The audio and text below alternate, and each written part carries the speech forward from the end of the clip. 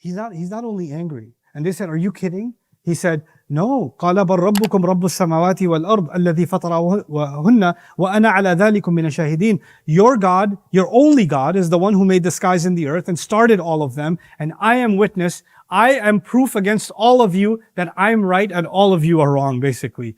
وَتَاللَّهِ لَأَكِيدَنَّ أَصْنَامَكُمْ بَعْدَ أَن تُوَلُّوا مُدْبِرِينَ. And I swear to God, I swear to that same Allah who made everything, I hate your statues so much, I have a plan to deal with your statues once you turn your backs from these gods. Your gods better watch out. Basically, he's telling his people, you better protect your gods because I'm coming for them. Which is kind of funny because they had these gods, because they needed these gods for whose protection? For their protection. And now he's telling them, you better protect your gods because I'm going to break your gods. Right?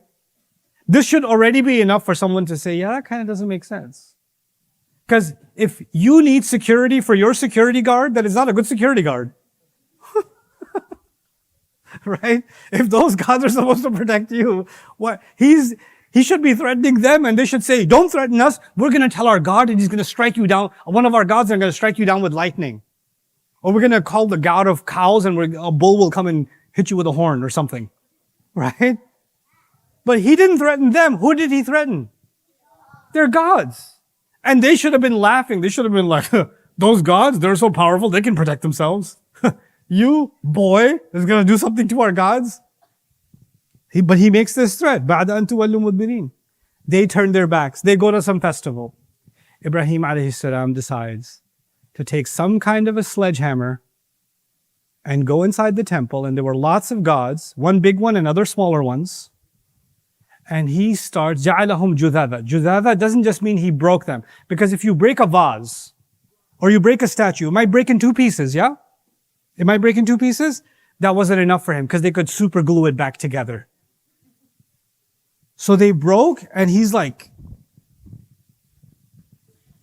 little tiny pieces. Judhad. Judhad means turn it into smashed up pebbles. It's like a bull in a china shop type situation. He just bulldozed everything around him.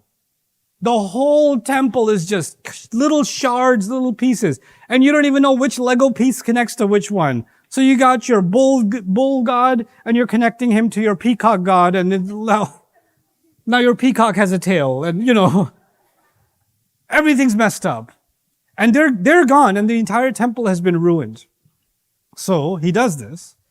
إِلَّا كَبِيرًا لَهُمْ. Except one of the big ones they had, he left that one staying. So all the statues are gone, and only one statue is like.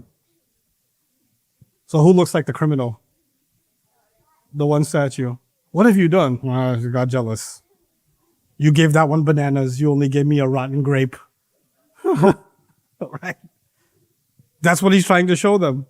Anyway, they come back. And by the way, he did this, he said, لَعَلَّهُمْ يَرْجِعُونَ. He was doing this hoping they could go back to being people of thinking. So they can go back. يَرْجِعُونَ, they go back to their fitrah, to the asl. Anyway, قَالُوا مَنْ فَعَلَ هَذَا بِآلِهَتِنَا. They said, who dared to do this with our gods?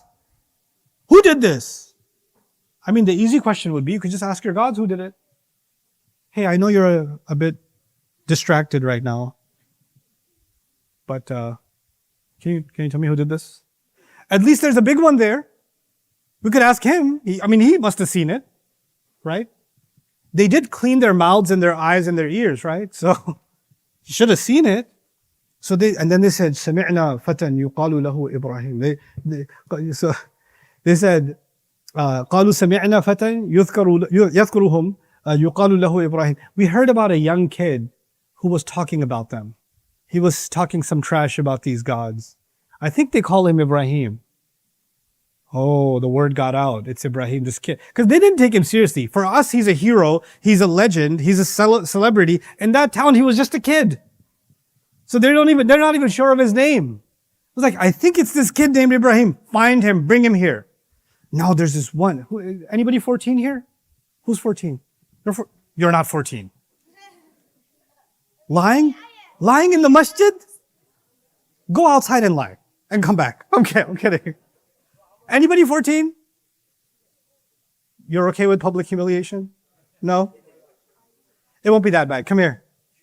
Come here. It'll be okay. What's your name?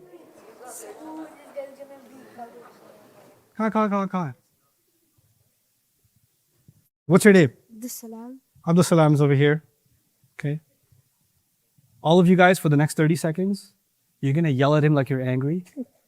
Okay? And you're going to say, what have you done? What have you done? I can't believe you did this. Where's your father? But you have to be really good actors. You understand? You have to really go at Abdul Salam. This is a life-changing moment in the life of Abdul Salam. Okay?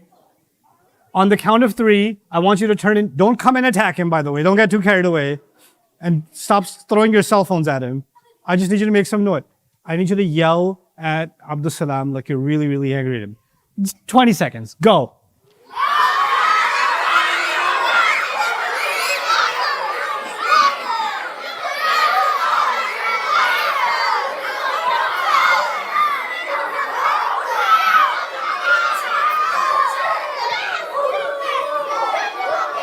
Go,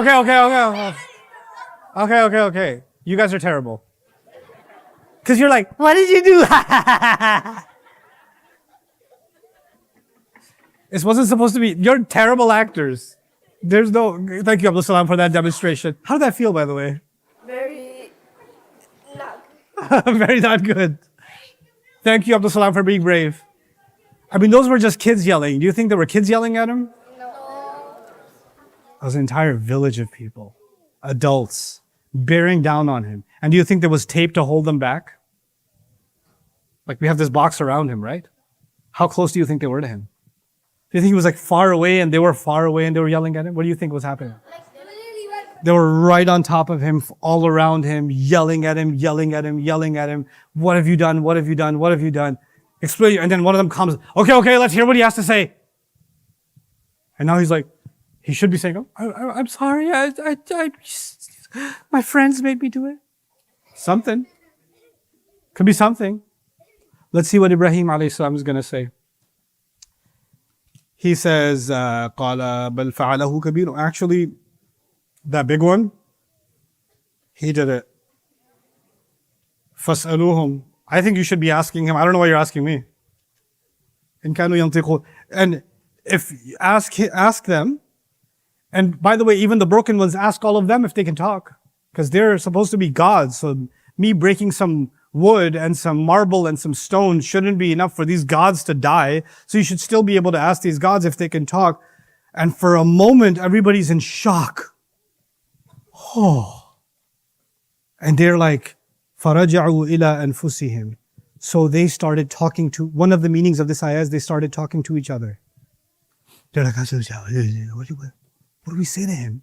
What do we say? And one of the other meanings is they thought for a moment inside themselves, oh my God, he's right.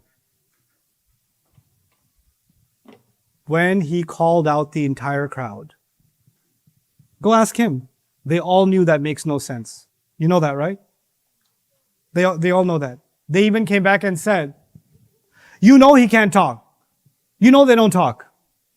I said, why do you worship something that doesn't hear, that doesn't see, that can't benefit you? Why do you do that? Oh, now they're really angry because now you basically showed all of them they have no reasons. The only thing left now, the reasons are done. It's proven. You won the argument. The only thing left now is what? Feelings. But when you destroy the reasons for a bunch of people, then you don't just get small feelings, you get very big feelings. So what are the big feelings? حَرِّقُوهُ وَانْصُرُوا آلِهَتَكُمْ. Burn him alive. They said, burn him alive. Help your gods. They were ready to sacrifice Ibrahim alayhi salam. Who's among them? Think about it. His father. His father was okay with it too. Ibrahim alayhi salam has now done something that is enough for even his father to be okay with him being thrown into a giant pit of fire. And why? Why are they saying that? What was their reason finally? Help your gods. The only thing that will make these gods happy now is to take this criminal and burn him alive. Those gods, I told you, remember in the past, they get angry very easily and you have to do something to make them unangry. In their mind, when those gods become angry, you have to have some kind of sacrifice. You guys need to know that in every other major religion, human beings have to suffer for God to be happy. For some God to be happy. The human beings have to suffer in some way. You have to pay with something expensive, you have to suffer, there has to be some pain, and then finally that God will be happy. This is what the religion boiled down to. One of the things that I will teach you before the day is over, inshallah we have a long break coming now. One of the things I will teach you today before the break is over is how our religion doesn't want us to suffer. Allah will not be happy because you're suffering. That's not this religion. Other religions have that, yes or no? Yeah, other religions have that. Other religions have an angry God or angry gods, and you have to suffer, and then finally their anger is calmed down. And then you have to give them something, and then you get something in return. That's other religions, not this one. So now Ibrahim alayhi salam has been kicked out of his house. He's taken on an argument with his people. He's kicked out of his house. He's destroyed statues, and now they're ready to kill him. Is he still scared? If there's one quality you learn from Ibrahim alayhi salam, what is it? When you have Allah, when you have the truth, you have nothing else to be scared of. If you don't have the truth, then you'll be scared of people, then you'll be scared of a fire, then you'll be scared of the crowd, then you'll be scared of your dad, you'll be scared of society, you'll be scared of lots of things. But once you have the truth, one thing that disappears from your life is what? Fear. You can handle it. You can take it. Do you think we need that kind of fearlessness in our lives today? Yeah. It's times of great fear. Times of great bullying. Many of you kids, face bullying in school. We have to learn to be like Ibrahim alayhi salam. But we have to learn about his story carefully. So when we come back from the break, I'm going to ask you a question now. I'll let you think about it. And then when we come back, we're going to not only go over yesterday's homework, but you'll answer this new question for me. You can talk to each other about it. Here's my question. He broke statues, right? The Prophet ﷺ was sent in which city? Mm-hmm. And when he was in Mecca, when he became a prophet, what age was he?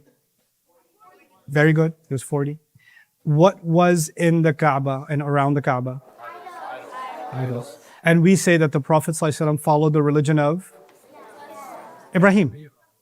Religion of Ibrahim. How long was he in Mecca before he moved to Medina? Does anybody know? 13 years. 13 years. Did he break any statues for 13 years? Did Ibrahim alayhi salam break statues? Or did Rasul sallallahu alaihi wasallam, our prophet, did he break statues for 13 years? He didn't break statues for 13 years. But these ayat that we're learning, that Ibrahim alayhi salam broke statues, they were given to him when he was in Mecca. These ayat that I read to you, the Prophet was reading these ayat when he was where? In Mecca. And in Mecca there were statues. Right? And Ibrahim alayhi salam's story is a story in which Ibrahim alayhi salam is in a society where there are statues. And what did Ibrahim alayhi salam do with his statues? He broke them. And the Prophet was reciting these ayats. He was reciting these ayat for 13 years. But did he break statues? How come? Answer me in an hour. Go think about it. Why didn't he break statues? Assalamu alaikum.